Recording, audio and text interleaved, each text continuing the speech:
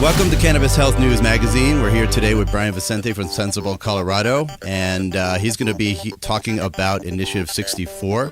Thank you very much for joining us today, Brian. Oh, thanks. Happy to be on.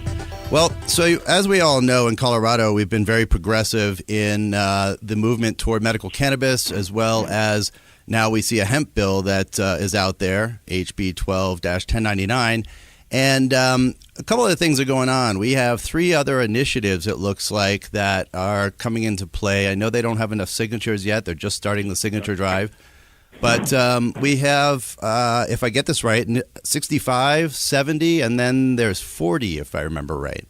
So, Brian, could you please talk about treating marijuana like alcohol and how that has progressed in Colorado and where you're at with the signature drive? Obviously, you know, you guys submitted the signatures a couple of weeks ago and have the support and backing of presidential candidate Gary Johnson. So please tell us a lot more, if you could, about the initiative. Sure. So Amendment 64 has qualified for the November statewide ballot in Colorado. That means every Coloradan that votes will have a chance to vote to regulate marijuana like alcohol. We gathered about 180,000 signatures over the last 6 months from supportive Coloradans, and that was enough to place it on the statewide ballot. So we're really excited about this. We spent a tremendous amount of time working on the language, really getting input from stakeholders and attorneys and patients and activists across Colorado and the country. And we really think it's a fantastic amendment. I mean, the broad brush is it seeks to regulate marijuana like alcohol, and we find that's a framework that your average voter can kind of wrap their head around. So it really does kind of 3 things. One, it removes criminal penalties for adults 21 and over possessing small amounts of marijuana privately. It also allows adults to grow small amounts of marijuana in their home, and these are adults 21 and over who are not necessarily ill, as currently are. We obviously have a medical marijuana law, but this would just be broader adult use. The second thing this does is sets up a regulatory structure very similar to the current medical marijuana structure in Colorado, where we have these facilities that are licensed and by the state and local government, have complied with all zoning, and are regulated to sell marijuana. This will be done through the Department of Revenue, the same people that oversee alcohol and the same people that oversee the current medical marijuana distribution system, which we think is working pretty well. It has some issues, but it's definitely better than in any other state. An important component of that is, again, this is going to be taxed, not for medical marijuana patients or those sales, but for your broader adult use. That'll be it'll be subject to general sales tax, obviously, but also up to 15% excise tax, and the first $40 million annually of that tax is specifically earmarked for public school construction. So it's really a way for our community to give back to the state. And the final piece is this will full-on make Colorado the first state in history to regulate and grow hemp, and that will be sort of left up to the state legislature to implement licensing around that. So we're really excited about this. It's polled consistently above 50% support, and we really think with the help of your listeners, we can win and make history in Colorado this November. Fantastic, Brian. Thank you very much for sharing all of that information. I've got quite a few questions after going through that outline of Amendment 64. And you mentioned that it's going to fall under a regulatory system similar to the medical marijuana system in Colorado, and you specifically referenced zoning. And obviously you're familiar right now, and I think you guys have a meeting on Wednesday about this issue, in regards to the letters that John Walsh has been sending to Colorado in regards to centers being within 1,000 feet of a school or a park. Now, that said, we have our local 20th Judicial District DA, Stan Garnett, who has sent a letter to John Walsh saying basically to back off. And essentially he's stepping up to where AG Suthers, our Attorney General for the state, should be stepping up and protecting us. Do you have any reference or comments about that specific issue right now? Sure. I mean, it is, just horrible what, John Walsh is doing. I mean, Coloradans have really shown that they can lead on this issue. They can appropriately regulate medical marijuana in their communities. And for the federal government to sort of flex its muscle and forget about all the other things they should be doing, fighting terrorism, white-collar crime, and so forth, and instead to just try to destroy and effectively destroy these locally sanctioned businesses is really just horrible. Now, fortunately, we have, Coloradans, including law enforcement officials like Stan Garnett, the district attorney, that have stood up and said this is wrong. I mean, let Coloradans decide what's best for their community, and we don't need the federal government, shutting down these tax-paying businesses that are helping patients. So, we saw a second round of letters come out on Friday. Some more of these community-based businesses are being shut down. It's a very disturbing trend. This is the first major federal pushback we've seen in Colorado around medical marijuana. It's not necessarily as horrible as we've seen in other states where they've just come in and arrested people and even arrested patients and so forth. But it's still, it is very concerning. That's something that I'm glad you brought up, because I personally feel that this is a states' rights issue. And in regards to the 1,000-foot rule that they're coming at us with, is that they measure that as a crow flies or as a ghost walks, as some people say. And in Colorado, from a state's standpoint, we measure that as a pedestrian can access or can walk through sidewalks and back alleys or what have you. Do you think that there is a strong sentiment in Colorado about states' rights, and this goes beyond cannabis itself? How do you see the perspective, say, from the conservatives out there in the state of Colorado or in the capital, and what their perspective is? Yeah, I mean, we talk to conservatives every day about medical marijuana and also broader marijuana reform issues, Amendment 64 and so forth. And I think conservatives and a lot of Coloradans are just, they don't view it as the federal government's place to come in and tamper in our state licensed businesses and zoning. And I mean, this is the birthplace of the Libertarian Party. We have a strong independent streak in this state. And I think John Walsh and ultimately the Obama administration are making just a miscalculation that, they are coming in here, shutting down these businesses. And I think voters may hold them accountable for those actions in November. That's the sense I get. I think voters across the board are in support of states' rights and believe that this is fundamentally the issue that we're talking about. Now, a couple other things that you brought up in Amendment 64. Sorry to take a little sidetrack there, but actually I think everything ties in here.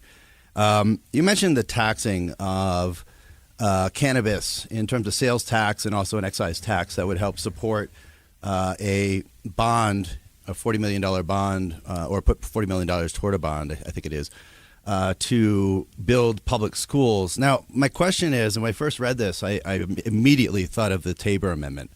How do you see that relating to the taxation issue with 64? Is that something that we're going to have to vote on separately as well? In short, yes. I mean, we spent a lot of time working through how to build in a taxing component here into the language of Amendment 64. And obviously, as you know, I mean, Colorado has sort of bizarre tax laws, if you will, with the Taxpayer Bill of Rights, the Tabor Amendment. And ultimately, what we did is we said, the state legislature may enact an excise tax up to 15%. And then what they're going to have to do, as per Tabor, once this passes, passes, the legislature is going to have to say, let's do 15 or 14 or 12%. When they decide on that, they're going to have to go to the voters, and the voters statewide are going to have to approve that tax on marijuana sales. Now, I did want to just hammer home again that we explicitly are not applying that to medical marijuana patients. Right. They will not have to pay that excise tax. Right, and that's a very, very important issue because technically, if we really look at the bigger picture, we're using this as a medicine, and there are no medicines that are covered by insurance, if I get this right, that are taxed. I think all prescription medication is untaxed. So I think there are a couple things that this really starts to play into. Yeah, absolutely. I mean, this is I feel like our 80,000, 100,000 medical marijuana patients across the state of Colorado, they need this medicine for medical purposes. They shouldn't have to pay taxes. Right. They're already paying state taxes and local taxes. So if we are putting an excise tax on marijuana, we just don't want it to apply to patients. They're already being taxed enough. And we also see a lot of organizations starting to move towards providing or trying to provide cheaper medicine for patients out there, because there are a lot of people that need access to cannabis, to medical cannabis, that aren't getting that access. And that's not something that is going to be covered with legalization. My personal opinion is that what we're going to see is a lot of social use stores open up, which I am total support of, but I think the products and the things that the services that they're going to provide are going to be completely different than what the medical patient is going to seek. And that's something that already is existing in the medical marijuana industry. And I think that we're going to see that grow, honestly. Now, a couple other things that I want to bring up in 64 is you mentioned hemp. And hemp is a really important component of a general focus of health, for example. It can improve our health in terms of products and quality of products that don't off-gas in our homes or in business environments. It can develop cars that are lighter and more efficient and use fuel that's made from hemp and reduce, if not eliminate, our dependence on petroleum. We have all these other components that really play into the benefit of our society when we start talking about hemp. Now, that alone is a huge conversation. That said, we see the component of HB 64, and this is something I'd like you to clarify because I myself am curious because I am the author of HB 12-1099, which is a program to develop data around how hemp can relate to phytoremediation, cleaning soil, water, and air. Now, that said, what I understand when I read this is it looks like it's asking for a structure from our legislative body, and not necessarily is it a general bill to allow us to grow hemp. Well, the hemp piece here is really quite simple. I mean, Amendment 64 is 7 pages long, and the first page is largely preamble and definitions, but there's a lot of substance in there. But the hemp piece is actually really kind of straight ahead, I think. And basically what it says is that by the end of the legislative session in 2014, the General Assembly shall enact legislation governing the cultivation, processing, and sale of industrial hemp. So we're basically asking our state government to step out front and regulate this so farmers can grow it. Now, we're not really establishing firm guardrails on how that should happen. I mean, that's what experts like yourself, Jason, are going to have to be down at the Capitol convincing these guys to do the right thing, but it's just an important step forward. I mean, no other state really has an effective a hemp program in place at all, and this will actually force our state government to just address this head on. And strategically, I think it's smart. I mean, yes, this will be in violation of federal law, but look what happened, when Colorado went ahead and set up this structured dispensary system through the Department of Revenue at the state level. We've had some bumps in the road, but by and large, those stores are still remaining. And we really think that the federal government will allow the hemp program to take hold, just as have they had with medical marijuana in Colorado. I agree with you, and that's something that on a larger scale, I think it's going to help the economy of the United States. It's going to bring home back industrial production. It could bring agriculture back. There are a lot of other components that really this plays into. Now, that said, we see gosh, I almost lost my train of thought on this one with the hemp, but we see all these initiatives right now. There's, I think, 5 in the United States to grow hemp. I think there's a positive movement in that general direction. Now, that said, one of the big issues I see today, and I just got an email this morning from Attorney Rob Corey, asking for a Freedom of Information Act request from the federal government in regards to all the statements that John Walsh has brought up in his letters, and that is in regards to kids getting access to cannabis, how this is going to harm us, so on and so forth. I really want to see those documents, and in addition to those documents, I really want to see all the scientific evidence that we have in regards to hemp and medical marijuana. Now, what I see happening at this point is it's time to put the cards on the table, really, across the board with whatever issue we are confronting at the federal level. I think the states are greatly in favor of where we're going. They're greatly in favor of amendments that you have brought up with others that you've been supported by. That said, you brought up earlier that we could be the first state in history to legalize cannabis. Now, what do you think that's going to do in regards to tourism? Right now, we see with the medical marijuana industry, it's already bringing lots of people to the state in terms of healthcare, people that need cannabis for their cancer, for their MS, and other ailments. What do you think your amendment's going to do for the state in regards to tourism? I absolutely think it'll help with tourism, increasing tourism in Colorado. I mean, if you're an adult 21 and over and you're from Texas and you'd like to have the opportunity to, relax with medical marijuana, with marijuana or medical marijuana. I mean, after skiing all day at Aspen, on your vacation, then I think it's going to make Colorado very appealing. For instance, I ran a campaign in Breckenridge in 2009 where we effectively legalized marijuana for adults under their local code, and that same year, the New York Times listed Breckenridge as the top 10 best places to vacation, and one of the reasons because of that was because of that vote to legalize marijuana. It just showed that it was an enlightened community. So I really think it could be quite a boon for the tourism community. Fantastic. That's something that I hope everybody hears in both the context of social use, but also in regards to medical use. A lot of the patients I've talked to over the years have told me their stories, and I'm sure you've heard many of these too, and they're amazing. Everything is so different. Everyone has a very different experience with how they injured themselves or the ailment that they have acquired or so on and so forth, and how cannabis has helped them.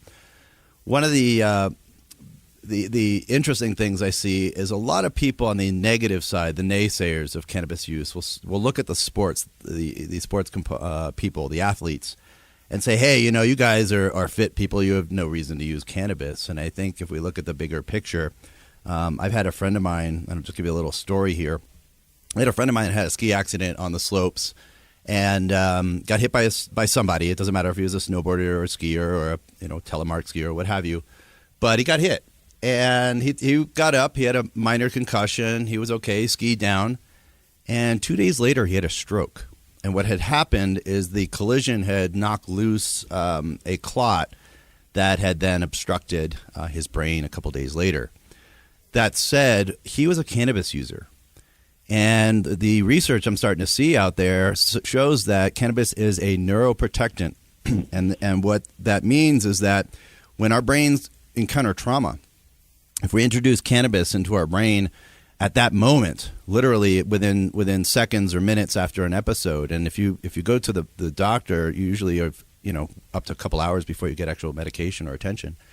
And what they're finding is that this can loosen that blockage and free the clot in the brain. And I'm not a doctor. I'm just throwing that out there. There's some interesting science that you can research. So, and additionally, Jason, there's some really interesting research that's come out that shows in terms of not even physical traumatic injuries, but more just stressful traumatic injuries like post-traumatic stress disorder. Yes. If you were to have something horrible occur to you in terms of, in war or perhaps in a physical, through physical violence or so forth, if Right. you actually use marijuana in the kind of ensuing hours just to cope with your stress, it apparently helps considerably with lessening long-term post-traumatic stress disorder issues. And it's just fascinating. The brain's it's the brain's need to forget, if you will, and that's a really important topic that you bring up and can open the door to probably a show in itself. But what I would raise is, if you look at the military, the vets that are coming home right now, their rate of the suicide rate is higher than the death rate in their service, and that's just recent data. And if we compare that to Vietnam, for example, we see a lot more people came back with a lot more sanity, I'll say. They had the ability to forget, and I honestly do believe that marijuana has a big component to play into that. And so thank you very much for bringing that out. And that said, Colorado does not have PTSD on its list of ailments, which is a shame. We really need to work together as a industry to make sure that we get that listed, not only to help our military veterans, but to help people at home who've had traumatic experiences from violence, as you brought up, and that can encounter all sorts of things. Yeah, absolutely. And Sensible Colorado's tried to petition and get PTSD added to the list of conditions that qualify for medical marijuana in Colorado in the past. We've been denied, but we're not going to stop. I mean, we're going to win this one, and we're actually going to file another petition here in the next couple months. So please get in touch if people want to help with that at sensiblecolorado.org. And those of you out there who haven't had a chance to check out the website, it is at www.sensiblecolorado.org. So a couple of things that I also want to bring up here. There's always the kids issue. It's about the kids. And the federal government has been sending letters. John Walsh, we mentioned this earlier, in regards to centers being close to schools. Now, I agree. It is about the kids. We need to take care of our children. They're going to take care of our country as we move forward in our political arena and all those other wonderful things that we have responsibility to affect in our country. That said, I have a 12-year-old son. A lot of our listeners, all of us have kids in our lives. I think that we need to really think about the kids and tell them the truth. We need to stop hiding things from them. I constantly hear people say, well, the reason that I did this or my kid did that is because, they thought that was XYZ, whatever it is. They're not thinking straight. We're not educating our children properly. The Federal Department of Education, I think, honestly, is an atrocity, and that's another subject in of itself. But that said, I think the DARE program is actually encouraging kids to use drugs. It's teaching them what's out there, how to use it. It's giving them a bit of knowledge that wouldn't be there otherwise. That said, that part of it is in of itself very important. But then on top of that, we're seeing statements from districts in Colorado and Colorado Springs saying that, hey, wait, we don't really notice the medical marijuana facilities. The marijuana that's showing up on our school grounds is not from those facilities, at least not directly. It could be passed down through other people, but that's not part of the industry's problem. It's part of education. So what do you propose, or what do you have in mind about trying to educate the community on what cannabis really is and how it interfaces with our society, and how the evidence has shown that it's decreasing drunk driving, it's decreasing all sorts of things, crime rates, and so on and so forth. It's decreasing social problems. What would you say to all that? Well, I mean, we're in a long-term PR war here, basically, where, for 80-plus years, the government has been waging this war on marijuana and marijuana users and saying that, marijuana is this, reefer madness, demon weed, and so forth. It has no medical value. And they've kind of, the public, fortunately, is really starting to figure out that, the wool has been put over their eyes, and they're really starting to understand that marijuana has great medical value. And I think the Colorado's medical marijuana movement really should be patted on the back for getting that out there, letting them know that this can help people, in fact, who can be sold through stores safely and help your sister, your brother, your son, whoever, And when people realize that marijuana is not this demon weed, in fact, it can help people medically, then I think your most staunch prohibitionists think, well, wait a second, if it can help people medically, what's the big deal if an adult were to use it responsibly in their home the same way they might drink a martini or something like that. So, I think it's about getting out there. It's about talking to people. It's about patients, being proud of the fact that they're patients, talking to their friends and family about what marijuana did for them, realizing that, it's a very powerful and amazing plant, but it may not be for everyone the same way alcohol or certain, pharmaceuticals are not for everyone. But I think, accepting and kind of meeting people where they're at and continuing to talk about, the value of this plant, whether it's for sick patients, whether it's to produce tax revenue, to build schools, whether it's, to just stop criminalizing, thousands and thousands and millions of Americans that use this and use those law enforcement resources more wisely. I mean, I think that's our job, is to get out there and talk it up. It's definitely our job to talk it up. And Talk It Up Colorado, this is a big issue. And beyond that, this is something that we can help teach the rest of the United States how to bring about these initiatives. Now, on that note, Brian, I've been learning a lot about politics and how things work in our country in reality. And one thing that really surprises me is the diversity across the United States in terms of how each state deals with their legislative issues. Out here in Colorado, we are able to do citizen initiatives. That said, for example, if we look at New Jersey, they're not. So if we look at the broader spectrum in terms of getting people involved, aside from supporting Amendment 64 or any other initiative across the country that is supporting cannabis or hemp use, how do we get everybody else on board? How do we teach people in other states or in the existing states to take that next step? Well, I think there's a lot of ways. The internet is such an amazing tool for sparking social change and spreading education. Trying to just, send your friends occasional messages about, oh, this is an amazing article about post-traumatic stress disorder and medical marijuana, or perhaps inviting them to, an Amendment 64 campaign event or a fundraiser so they can meet these folks and see the professionals that are involved in this and start to kind of understand the issue, bring it up at the, at the dinner table with your mom. I mean, there's a lot of ways to kind of approach this and get the word out. And, Colorado really, in terms of the medical marijuana infrastructure, has been such a tremendous, there are thousands and thousands of people whose jobs it is to work in this industry, including about 100 state workers. And I think, if we can just let people know that this community is really giving back in terms of tax revenue and jobs and, a lot of dispensaries donate to the Gay Pride Fest and all these different things to kind of get their names out there and support the community. And the more that sort of thing happens, the more people learn about that, the more they're going to figure out the war on drugs is just a failure. And marijuana has many valuable properties and should just be regulated and sold to adults. This is something that's really near to my heart here, is that what we have out there right now are these 150 some odd or 30 some odd, however many are registered right now. I'm sure the number's larger, medical marijuana patients, and there's a huge amount of data that's available. And so I encourage everybody to keep your eye out for some programs that you'll see coming around the corner.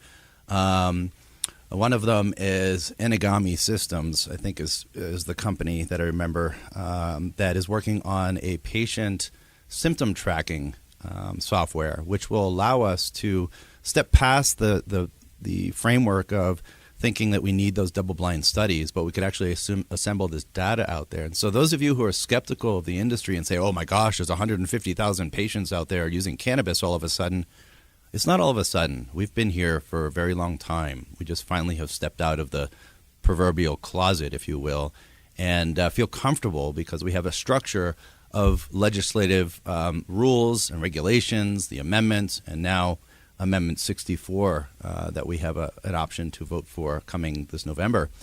So all of you out there, please come, like Brian said, please come to the industry events. Don't feel like that, just because it's a cannabis industry event that you're not welcome. Everyone is welcome to come listen and share in the conversation. This is going to take all of us together to make this happen. And what I'm starting to see is that there are a lot more people out there, some important folks, if you will, who have some very, very large influences, who've been watching what we're doing. And as soon as we can come together and work together as an industry and come to the same table, I know we're not going to agree on everything, but if we come to that same table, we're going to get some more support, and this is going to grow rapidly. So please come join the conversation. Talk It Up Colorado about Amendment 64. Please go to www.sensiblecolorado.org. Check out Sensible Colorado's work and what they've been doing, and the meetings I think you have also posted up there too. Is that right, Brian? I believe so, yeah. Fantastic. Hey, again, thank you so much for coming on to Cannabis Health News Magazine today and talking a little bit about what you've got going with Amendment 64 and treating cannabis like alcohol. We'd love to have you back. I know there's a lot more to talk about. So, is there anything else you'd like? Is there anything else you'd like to share with our listening audience?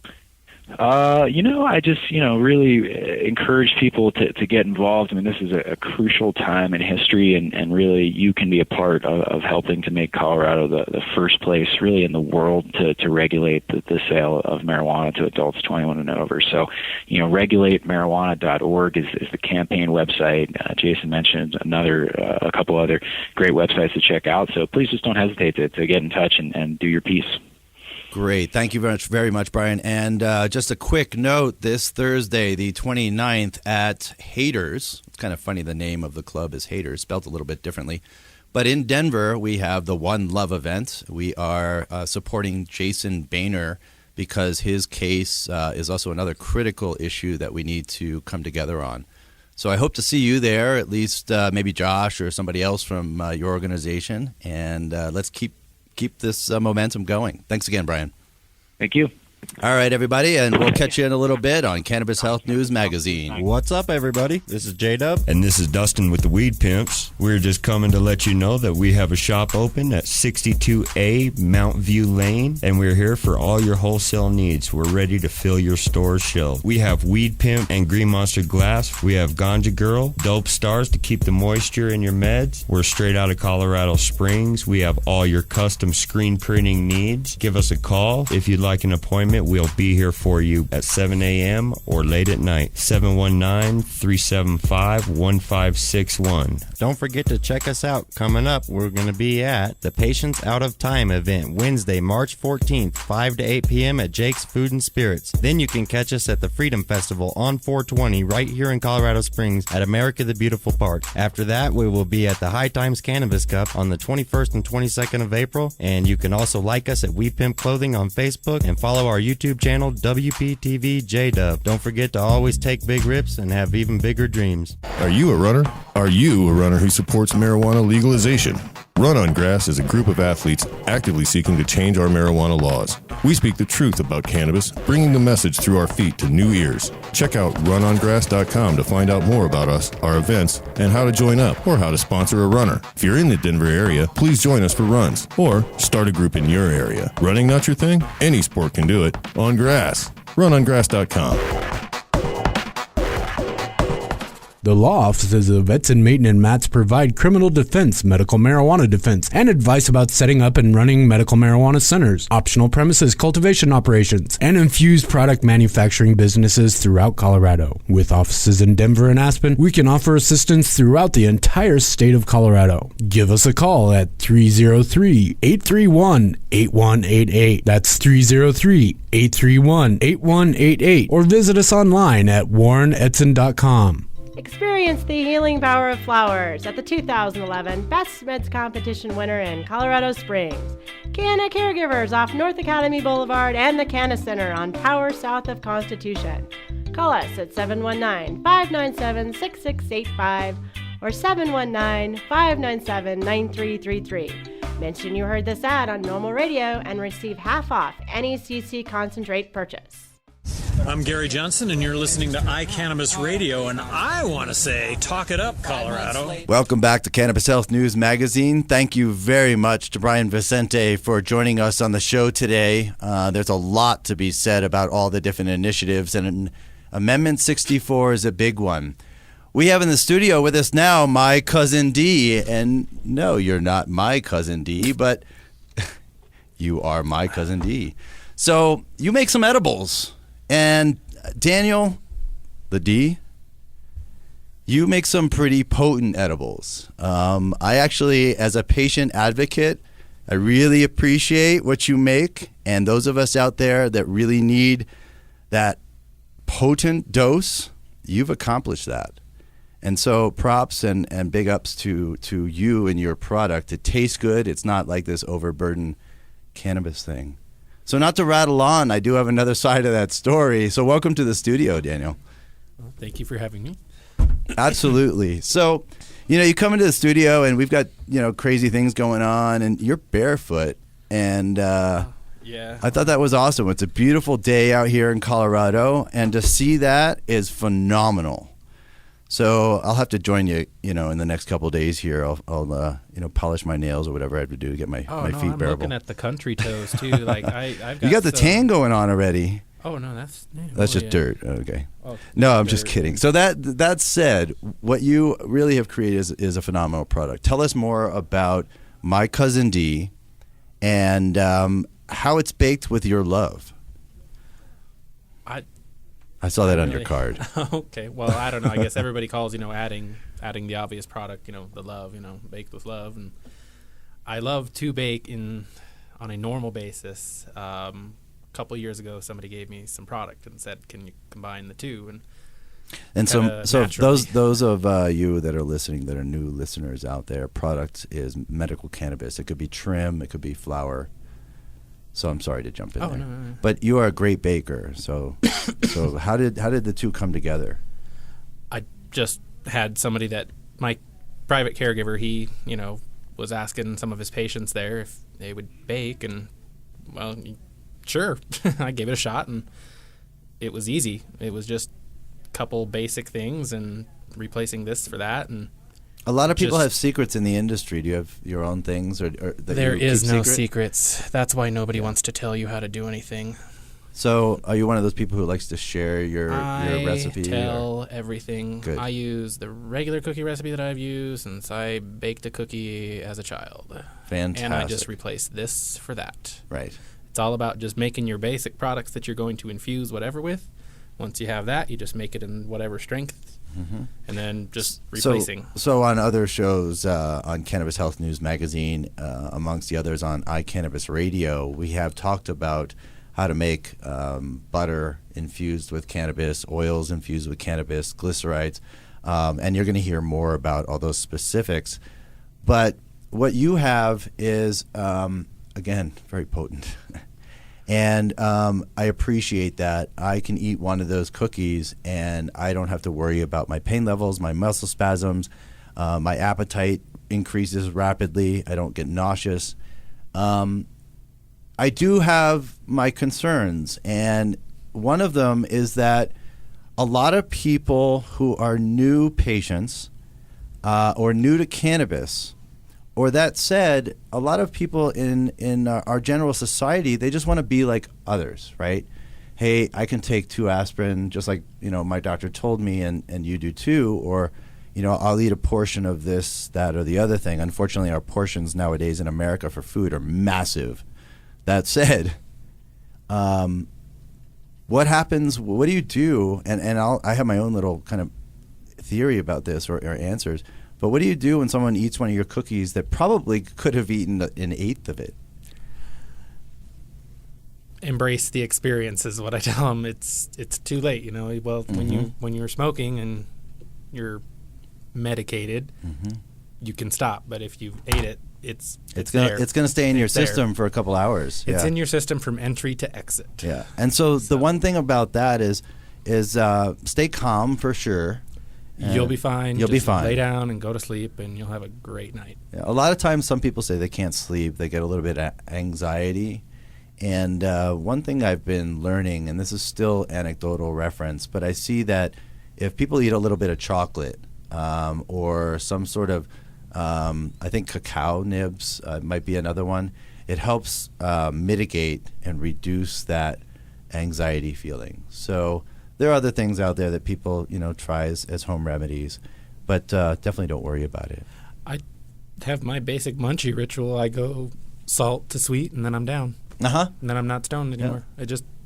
I have some, your your salt, whatever that is from your chips or your hot meal or whatever you created, and then your sweet, whatever dessert you can scrounge. And one thing I do encourage, and this is probably why I brought this up, is think ahead. And those of you who want to eat one of a medicated product or one of Daniel's cookies, My Cousin D's brownies, or any of his other baked goods, or any other product in this industry, excuse me, I'm like stumbling all over my words here, is that if you're a new patient, just titrate it. Use a little bit, see where it goes. Don't jump right into this. You're welcome to eat a whole cookie later on once you know the effects. But, as new users, definitely lay on the lighter side of a product. And here's something I'll say about this. You can always eat more of it. Thank you.